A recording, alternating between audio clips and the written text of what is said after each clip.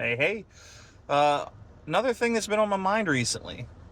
We've been having conversations between me and my friends. We try to hold each other accountable. And the topic came up of being a good father. And I'm not a father myself, but I'm friends with several fathers. And I have a father, two great ones, an earthly one and my heavenly father. So where my mind has been is the relationship between the father, your earthly parents, and your children.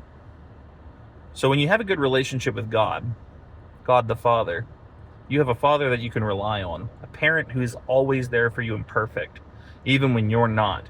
And believe me, we all fall short. And then we have our earthly parents. Our earthly parents can really determine the kind of relationship and bond that we have with God, and our relationship with God can really determine our bond and relationship with our earthly parents. If you have a good relationship with a good father, it doesn't mean that everything's going to be perfect with your earthly parents, but you have a really good baseline for how you should be treating them, how you should be honoring them, and how you should be respecting them.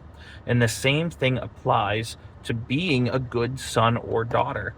Because I have a good father who I want to honor, because I have the Lord, I want to be a good son not only to him, but to my earthly father.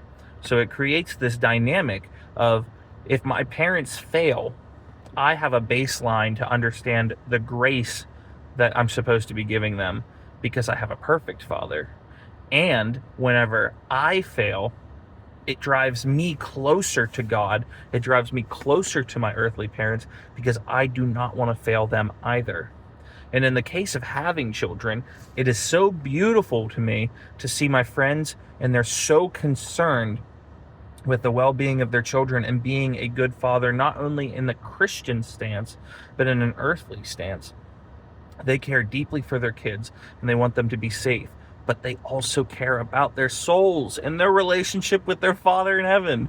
So I think this is a really good opportunity for us to reconsider our relationship with God.